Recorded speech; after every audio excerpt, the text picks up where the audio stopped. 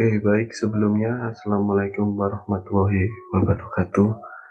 Sini saya Raffi Imam Fauzi dengan NPM 2240103174 ingin mempresentasikan tentang analisis fenomena PHK yang terjadi di perusahaan besar akhir-akhir ini.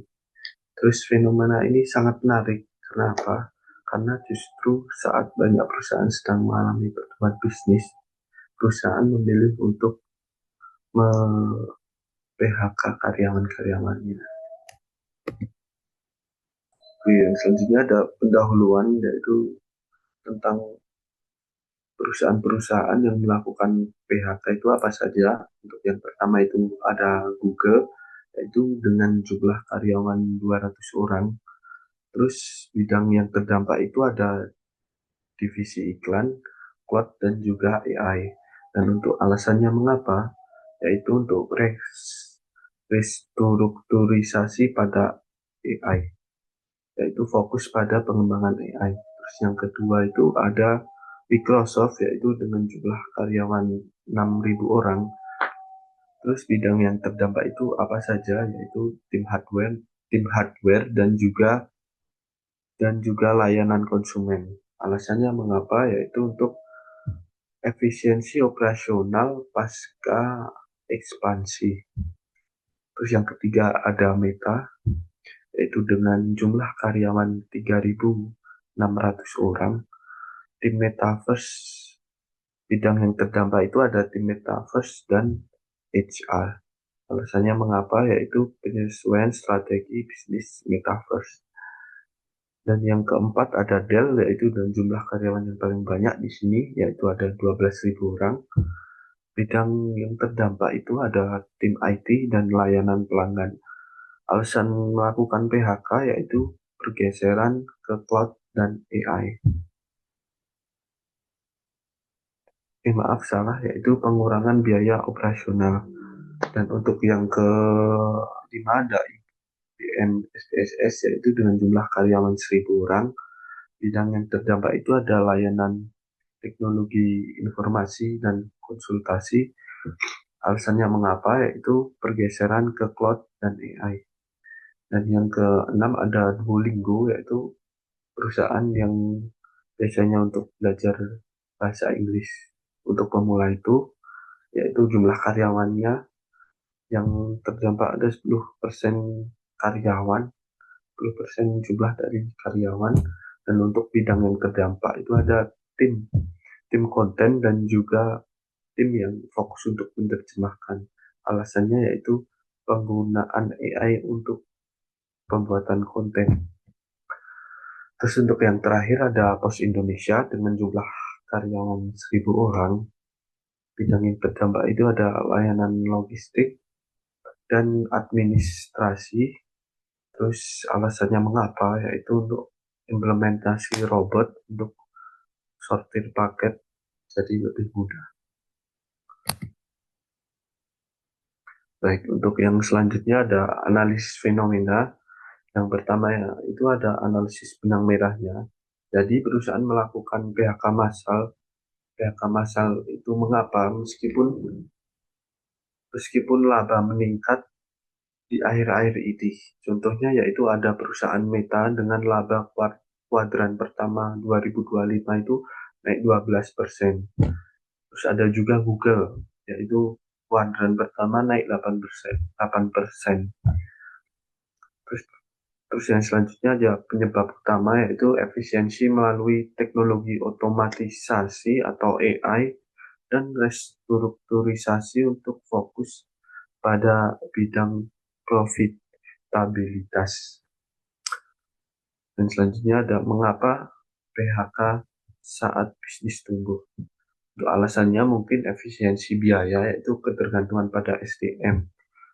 Contohnya Duolingo itu harus menggunakan AI untuk membuat kursus bahasa menggantikan tim konten.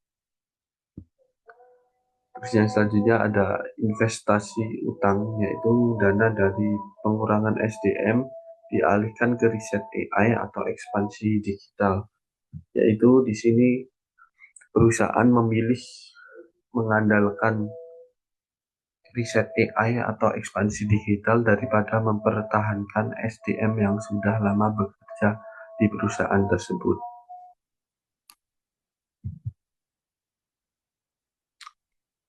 Baik, di sini ada teknologi pengganti karyawan, yaitu teknologi yang pertama itu ada chatbot AI.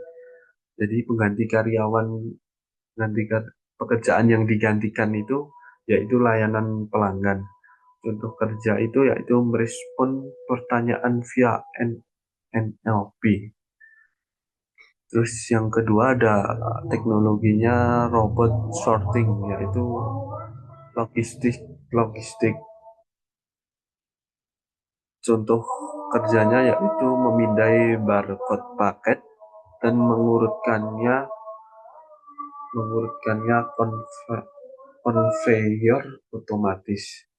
Di sini biasanya perusahaan ini melibatkan jasa pengiriman, terutama itu Pos Indonesia. Dan untuk teknologi yang selanjutnya ada AI content generator. Untuk layar pekerjaan yang digantikan itu ada penulis atau editor. Biasanya perusahaan ini melibatkan perusahaan-perusahaan seperti Duolingo yang mengandalkan penulisan atau editor. Contoh kerjanya yaitu membuat teks berdasarkan data input melalui ChatGPT 4 ya, ChatGPT 4. Untuk yang selanjutnya ada AI content generator.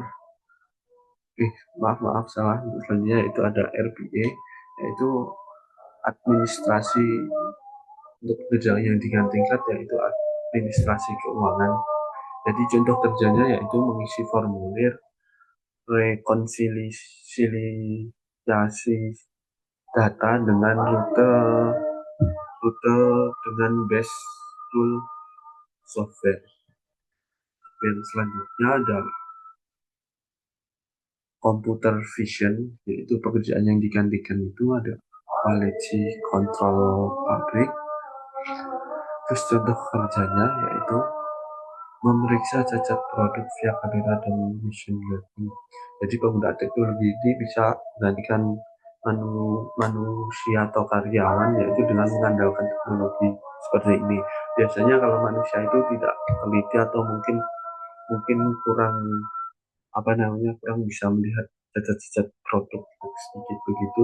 Dengan menggunakan teknologi computer vision ini, perusahaan jadi lebih mudah memeriksa kecacatan produk dengan menggunakan kamera dan machine learning tersebut. Dan yang selanjutnya penutup yaitu poinnya yaitu apakah manusia akan tergantikan. Jadi menurut saya ada dua perspektif. Yang pertama itu ya, untuk pekerjaan yang repetitif. Contohnya yaitu administrasi. Mana mungkin sih administrasi bisa digantikan oleh AI, itu sangat mustahil. Dan kedua ada logistik. Logistik sendiri biasanya sulit untuk contoh administrasi. Administrasi sangat mudah untuk digantikan oleh teknologi seperti AI. Karena mengapa? Karena administrasi biasanya lebih mudah diinput melalui data-data dan bisa digantikan oleh GPT. Terus untuk logistik sendiri sangat mudah karena untuk jasa input pengiriman itu bisa dilakukan dengan teknologi, tidak perlu memerlukan manusia, tapi manusia juga bisa sih menentukan data-data tersebut. Tapi untuk yang utama itu dari segi logistik yaitu bisa memeriksa cacat produk via kamera dan yang tadi saya sebutkan yaitu machine learning. Dan juga ada pelanggan.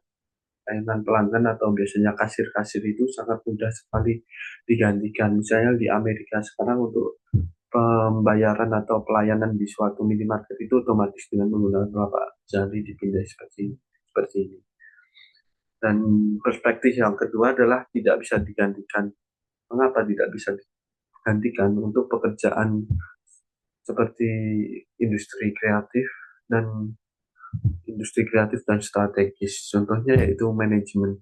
Manajemen sangat susah sekali digantikan oleh AI. Mengapa? Karena manajemen yaitu mengatur sebuah perusahaan agar lebih baik. Jadi tidak mungkinlah bisa digantikan oleh teknologi seperti AI. Yang kedua adalah desain. Desain itu yaitu hasil kreatif dari pikiran kita sendiri. Desain atau kreatif pikiran kita sendiri tidak mungkin bisa digantikan dengan AI. Mengapa tidak bisa digantikan dengan AI? Jika kita tidak mempunyai ide, tidak mungkin kita bisa menggantikan sebuah desain produk atau desain yang lainnya. Dan yang terakhir ada negosiasi. Negosiasi tidak mungkin, sangat tidak mungkin bisa digantikan oleh AI. Mengapa? Karena negosiasi melibatkan kedua belah pihak yang sedang mengalami konflik dan melibatkan orang ketiga untuk menengahi tersebut.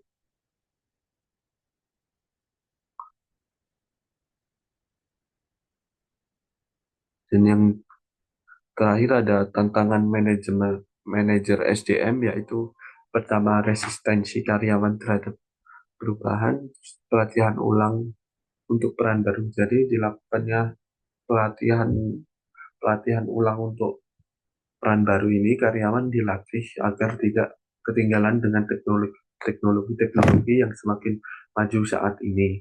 Dan juga ada etika, yaitu keseimbangan antara profit dan kesejahteraan karyawan. Jadi di sini yaitu antara pekerjaan karyawan dan profit karyawan itu harus sejalan lurus dengan apa yang dikerjakan oleh karyawan di perusahaan. Misal terus karyawan A mengerjakan mengerjakan pekerjaan yang sangat susah atau sangat mungkin sangat strategis, terus perusahaan